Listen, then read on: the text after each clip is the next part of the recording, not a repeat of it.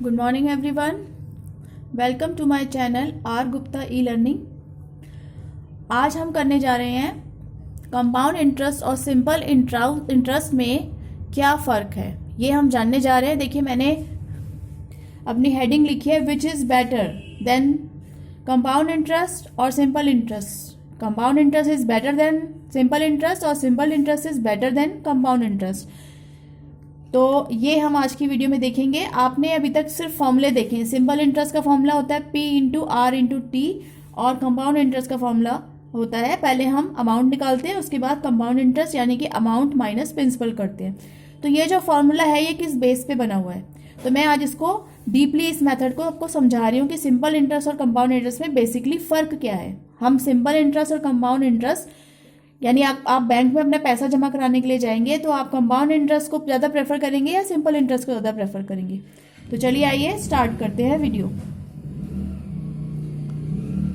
यहाँ पर एक लाइन लगा लेते हैं और उसके बाद देखिए, पहले मैंने यहाँ सिंपल इंटरेस्ट लिखा है तो मैं पहले आपको सिंपल इंटरेस्ट का ही बता रही हूँ। सबसे पहले हमें कुछ टर्म्स लेनी पड़ेंगी, तो चलिए मैं यहाँ पर अपनी टर्म्स ले लेती हूँ। मान लीजिए हमारा प्रिंसिपल है 10,000, रेट ऑफ इंटरेस्ट है हमारा 10% और टाइम दिया हुआ है 3 years। ठीक है, ये हमें इक्वेशन हमारी दी हुई है। अब हमने 10,000 रुपये बैंक में जमा कराए, 10% पर एनम हमें रेट ऑफ इंटरेस्ट देगा बैंक, और हमने 3 साल के लिए जमा कराए। अब देखिए 3 साल बाद जब मैं अपना पैसा वापस लेने जाती हूँ तो मुझे इस इंटरेस्ट से ज़्यादा मिलता है या फिर इस इंटरेस्ट से ज़्यादा मिलता है। तो आइए बिना देर किए स्टार्ट करते हैं वीडियो। देखिए, पहले मैं सिंपल इंटरेस्ट निकाल के आपको बता रही हूँ, उसके बाद कंपाउंड इंटरेस्ट पे आएंगे। तो सिंपल इंटरेस्ट में क्या होता है, सिंपल इंटरेस्ट में फर्स्ट ईयर सबसे पहले मैं आपको तीनों साल का, अगर आप फॉर्मूले में लिखेंगे तो आप 3 साल का एक ही बार में निकाल सकते हैं दोनों ही फॉर्मूले से, लेकिन मैं अब आपको पहला साल, दूसरा साल और फिर तीसरे साल, ऐसे तीनों सालों के अलग अलग निकाल के बता रही हूँ ताकि आपको बेसिक डिफरेंस समझ में आए। देखिए, फर्स्ट ईयर का जो सिंपल इंटरेस्ट है किस पे लगेगा, 10,000 पे लगेगा। जब 10,000 पे सिंपल इंटरेस्ट लगेगा 10% के हिसाब से, तो क्या होगा, ये आएगा 1,000। जब आप P into R into T करेंगे तो आप देखेंगे आपका 1,000 आता है। उसके बाद आप सेकेंड ईयर पे आएंगे।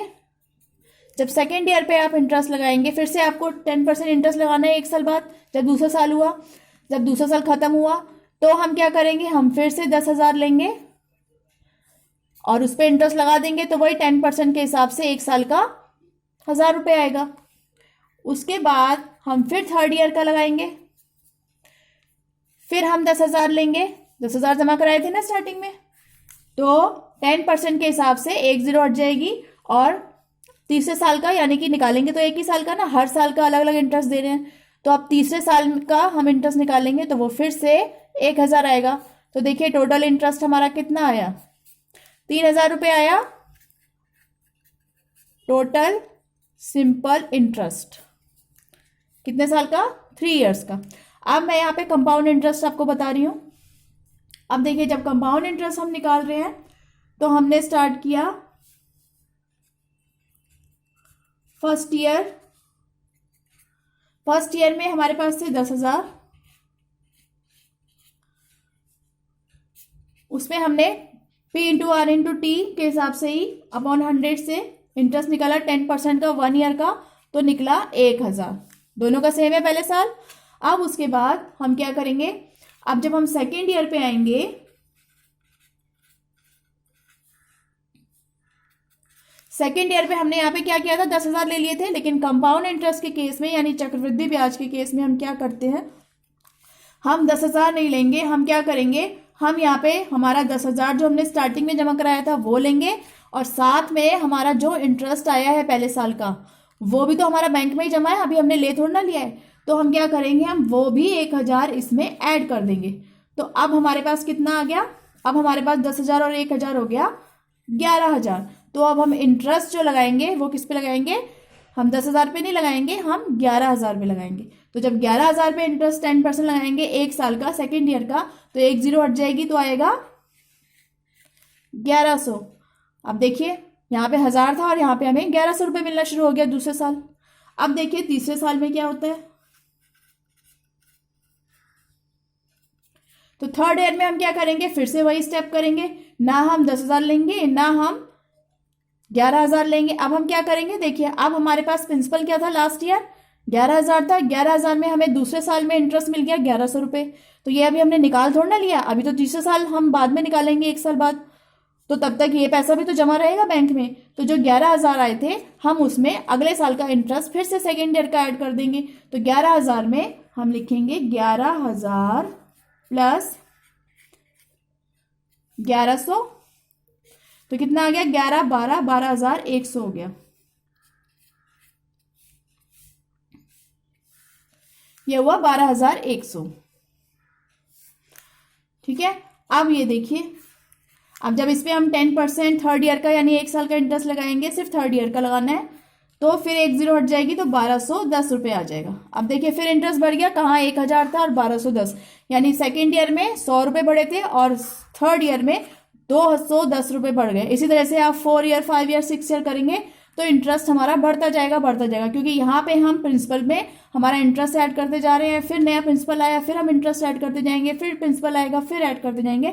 हमारी यहाँ पे रकम भी बढ़ती जा रही है, तो इसलिए हमारा इंटरेस्ट भी बढ़ता जाएगा। तो इसको कहते हैं, अब देखिए हम इसको टोटल करेंगे तो कितना आएगा, टोटल आएगा हमारे 1,000 2,000 3,000 और 310, यानी कि 3,310 रुपये। तो आप ये देखिए यहीं पे आपको फर्क पता चल गया। तो ये है हमारा टोटल कंपाउंड इंटरेस्ट, कितने साल का, 3 इयर्स का ये है, और यहां पर आया है 3,000। तो इसका मतलब है हमें साफ पता चल रहा है, therefore compound interest is greater than simple interest. ठीक है, 3,310 ज्यादा है 3,000 से। कितना ज्यादा है, बाय ₹310।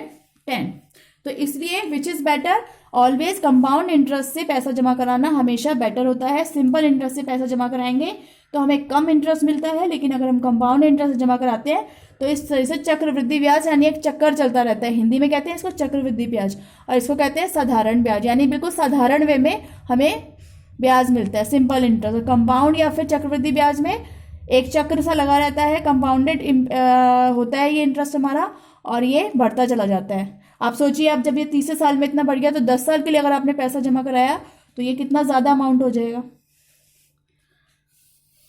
अब ये इस मेथड से आया है। अब मैं आपको फॉर्मूले वाली मेथड भी बता रही हूँ। अभी आपको लॉजिक समझ में आ गया होगा कि कंपाउंड इंटरेस्ट और सिंपल इंटरेस्ट में फ़र्क क्या है, क्या होता है। अब देखिए कंपाउंड इंटरेस्ट का हमारा फॉर्मूला होता है, पहले हम अमाउंट निकालते हैं 1 प्लस R 100N, उसके बाद हम कंपाउंड इंटरेस्ट निकालते हैं A माइनस P।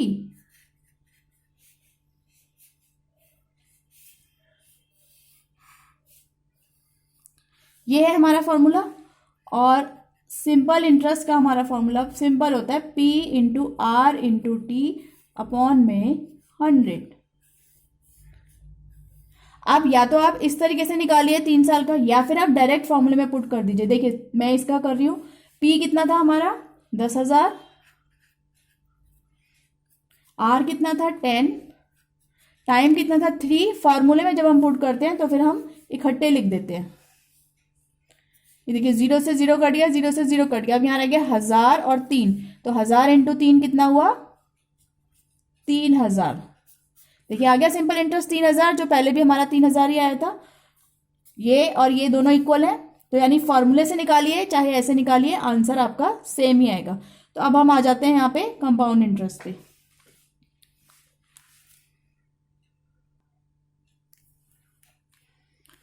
ये देखिए कंपाउंड इंटरेस्ट में हमें दिया हुआ है पहले P कितना है 10,000, 1 प्लस R था 10% और 100, और N कितना है यानी नंबर ऑफ ईयर्स टाइम 3 है।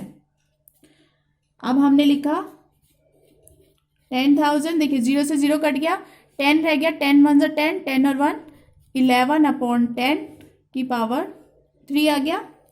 तो अब ये देखिए, इसको हम खोल देंगे, 3 बार 11 और 3 बार 10 हमने लिख दिया।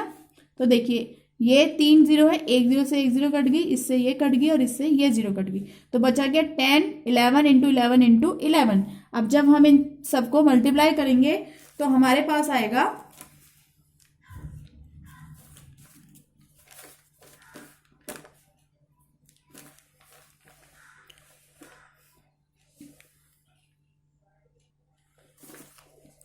13,310।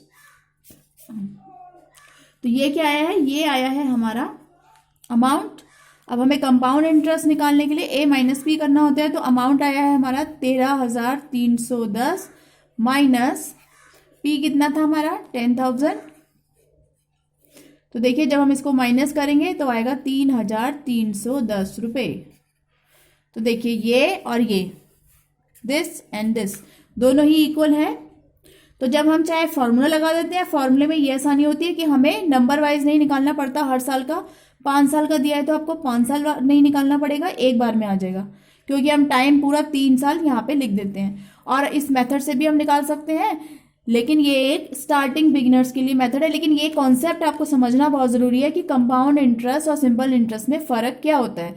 तो बेसिक डिफरेंस ये होता है कि ये लगातार जो हम स्टार्टिंग में पैसे जमा कराते हैं उसके ऊपर ही हर साल निकलता है, लेकिन ये जो है यहाँ पर जो है कंपाउंड इंटरेस्ट जो है वो हमें हमेशा, जो हमने 1 साल में पैसा जमा कराया और जो उस पर इंटरेस्ट मिला तो वो हमारा जमा हो जाता है, फिर अगले साल भी, फिर उससे अगले साल भी, लगातार जब तक हम जमा कराते हैं वो ये होता रहता है। तो इसलिए कंपाउंड इंटरेस्ट हमेशा सिंपल इंटरेस्ट से ज़्यादा इंटरेस्ट देता है, ज़्यादा पैसा देता है, और पैसा हमेशा कंपाउंड इंटरेस्ट के हिसाब से जमा कराना चाहिए। तो आई होप कि आपको ये कॉन्सेप्ट क्लियर हो गया होगा। आर गुप्ता ई लर्निंग को सब्सक्राइब कीजिए, नोटिफिकेशन बेल पे क्लिक कीजिए ताकि आपको आने वाली वीडियोस के बारे में जानकारी मिलती रहे। Thank you so much.